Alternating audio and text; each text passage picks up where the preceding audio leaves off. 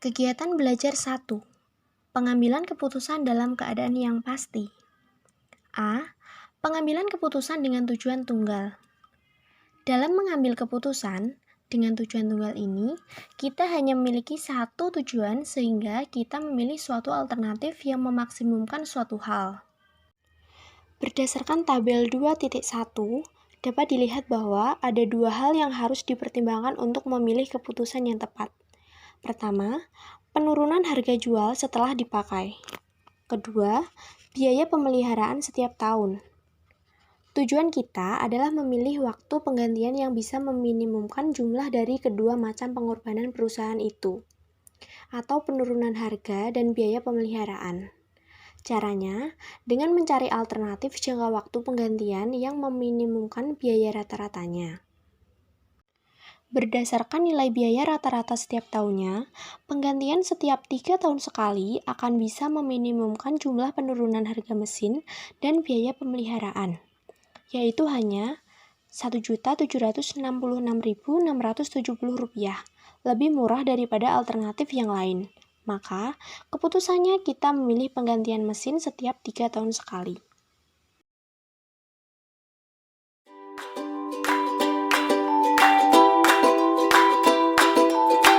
B. Pengambilan keputusan dengan tujuan ganda. Dikatakan sebagai tujuan ganda jika kita gunakan bobot macam tujuan yang harus kita capai. Untuk itu, kita gunakan bobot yang memberikan tekanan lebih penting atau setidaknya sesuatu tujuan. Kalau dinyatakan dengan rumus sebagai berikut. PI adalah persentase kenaikan hasil yang dituju setelah dibobot.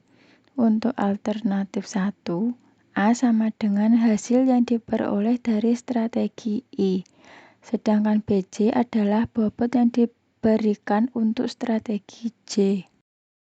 Suatu perusahaan akan berusaha mengurangi biaya pengangguran mesin dan mengurangi kerusakan barang dengan jalan memberikan tambahan upah buruh setiap bulan. Ada beberapa alternatif tambahan upah yang akan dilakukan. Masing-masing akan memberikan pengaruh yang berbeda-beda terhadap biaya pengangguran mesin dan kerusakan barang, seperti yang terlihat pada tabel 2.4.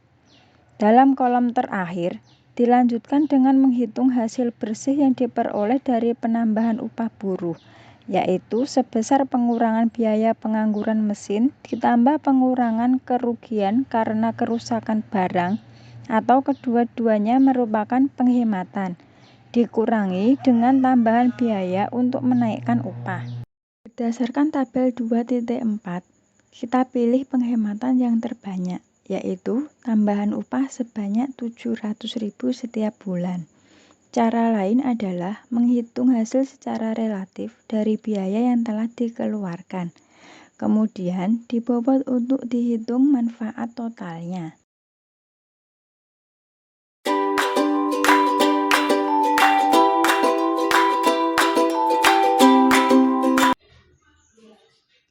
Kegiatan belajar 2. Pengambilan keputusan dalam keadaan yang mengandung resiko. A. Pengambilan keputusan dalam keadaan yang mengandung resiko. Yang dimaksud dengan keadaan yang mengandung resiko adalah keadaan yang disertai dengan informasi tertentu dan bisa diketahui probabilitas terjadinya. Ada beberapa pendekatan untuk memecahkan masalah ini. Yang pertama, pengambilan keputusan berdasarkan nilai harapan. Dalam pendekatan ini, pengambilan keputusan harus mendatangkan nilai harapan tertinggi. Kalau dinyatakan dengan rumus, NHI sama dengan sigma A kali PIJ kali XIJ. Dengan NHI sama dengan nilai harapan untuk alternatif E, XIJ hasil yang diperoleh untuk kejadian J dalam alternatif E, PIJ probabilitas dari kejadian J dalam alternatif E. Contoh 2.1. Berdasarkan nilai harapan dalam tabel 2.7, ternyata yang terbaik adalah penyelenggaraan di Ambon karena nilai harapannya tertinggi. Maka keputusan yang kita ambil sebaiknya di Ambon.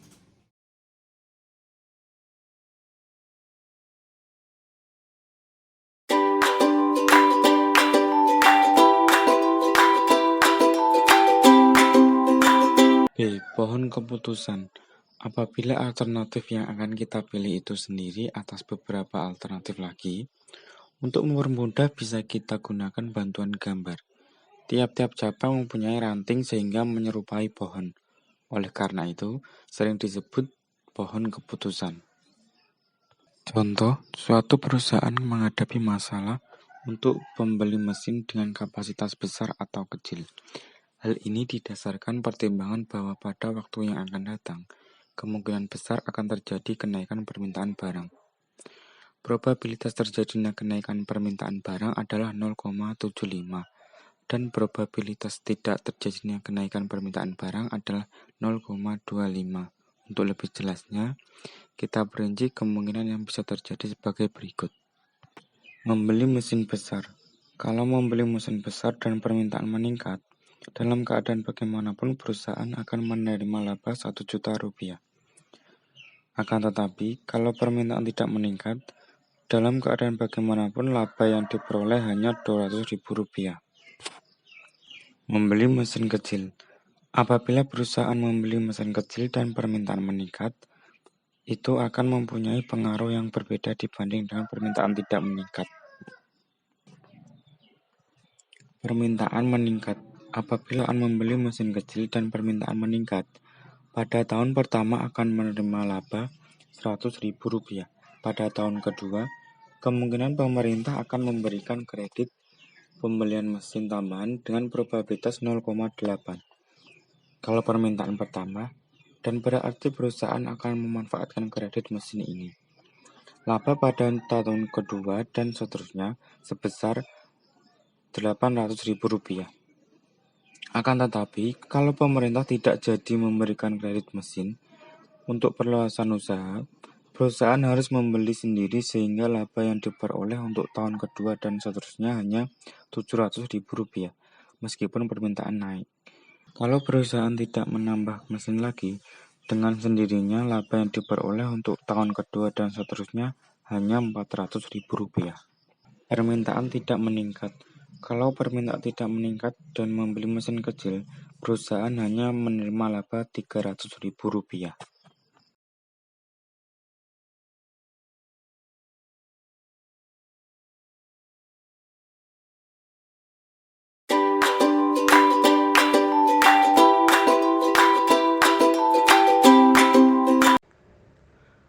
Untuk menyelesaikan masalah contoh 2.3, kita dapat menghitung nilai harapan untuk pembelian mesin besar NH1.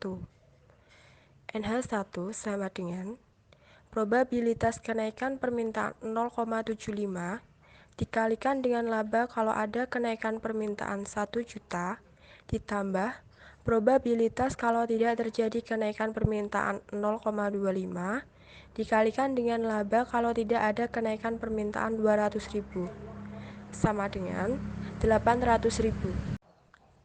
Langkah selanjutnya, kita dapat menghitung nilai harapan membeli mesin kecil NH2.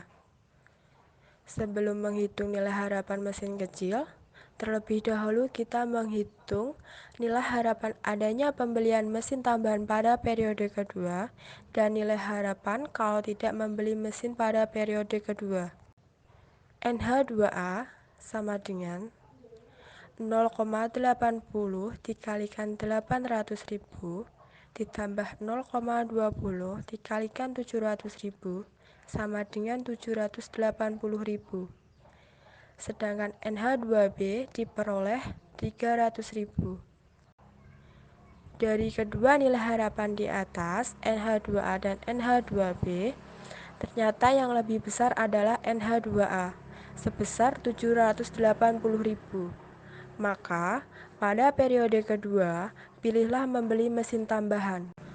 Setelah mengetahui NH2A dan NH2B, kita dapat menghitung nilai harapan untuk membeli mesin kecil. NH2 sama dengan probabilitas terjadinya kenaikan permintaan 0,75 dikalikan dengan jumlah antara laba selama setahun pertama 100.000 ditambah probabilitas permintaan tidak bertambah 0,25 dikalikan dengan laba yang diperoleh kalau tidak terjadi kenaikan permintaan 300.000 sama dengan 735.000. Setelah NH1 dan NH2B diketahui, nilai harapan terbesar adalah membeli mesin besar. Keputusan yang dapat kita ambil adalah membeli mesin besar.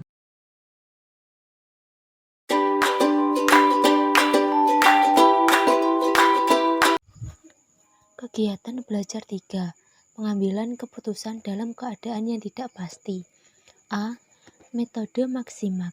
Pada metode ini, kita memilih alternatif yang hasilnya tertinggi dari setiap alternatif. Sudah dipilih yang tertinggi, kemudian antara alternatif satu dengan alternatif yang lain dipilih yang tertinggi.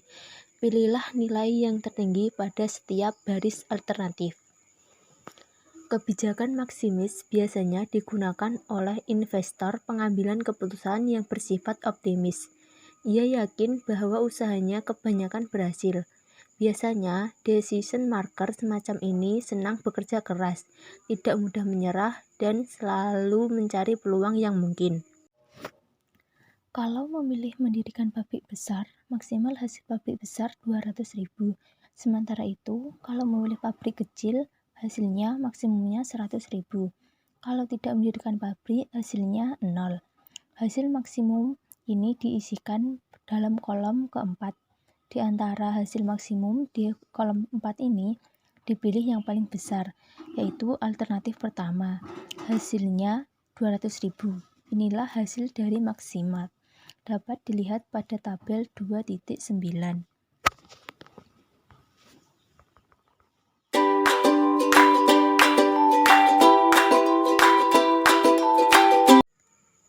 B. Strategi maksiminvestor.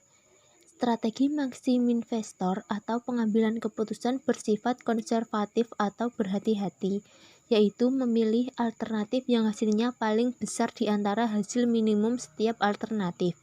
Artinya, dalam keadaan atau alternatif yang terjelek pun masih lebih baik daripada yang jelek-jelek.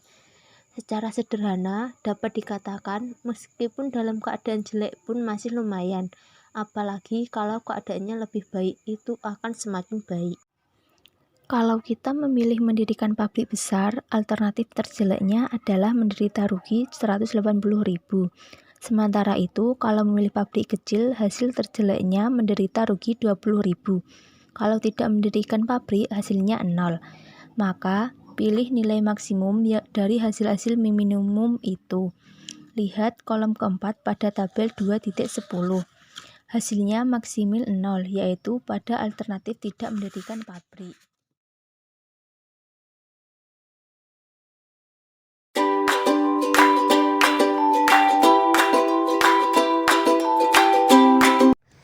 Model ini mula dikemukakan oleh Hurwitz sehingga disebut Hurwitz Criterion. Pada model ini, pemilihan keputusan didasarkan pada rata-rata tertimbang dari hasil yang diharapkan. Timbangannya menggunakan bobot sebesar A. Semakin besar A, berarti kita semakin memperhatikan keadaan pertama, atau dalam contoh favorable market. Besarnya A ditentukan oleh pengambil keputusan sesuai dengan keadaan yang dihadapinya. Prosedurnya sebagai berikut. 1.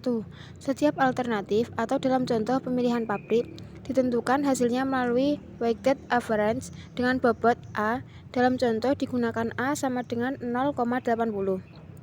2. Berdasarkan data yang ada, rata-rata tertimbang keuntungan mendirikan pabrik sebesar sama dengan 0,8 kali 200.000 tambah 0,2 kali min 180.000 sama dengan 124.000. 3. Rata-rata tertimbang keuntungan mendirikan pabrik kecil sama dengan 0,8 kali 100.000 tambah 0,2 kali min 20.000 sama dengan 76.000. 4. Rata-rata keuntungan tidak mendirikan pabrik sama dengan 0. 5. Pilih alternatif mendirikan pabrik yang rata-rata tertimbangnya tertinggi, yaitu 124.000 pada pabrik besar. Metode ini dikemukakan oleh Laplace sehingga disebut metode Laplace. Prosedur mengerjakannya sebagai berikut. 1. Untuk setiap alternatif investasi, hitunglah rata-rata hasil atau keuntungan pada alternatif pertama atau favorable market. dengan hasil atau keuntungan dari unfavorable market. 2. Oleh karena itu, rata-rata keuntungan membangun produk besar sama dengan 200.000 kurangi 180.000 per 2 sama dengan 10.000. 3. Rata-rata keuntungan membangun pabrik kecil sama dengan 100.000 kurangi 20.000 per 2 sama dengan 40.000. 4. Rata-rata hasil tidak mendirikan sama dengan 0. 5. Untuk lebih jelasnya, lihatlah tabel 2.12. Kita pilih membangun pabrik kecil karena rata-rata keuntungannya paling besar, yaitu Rp40.000.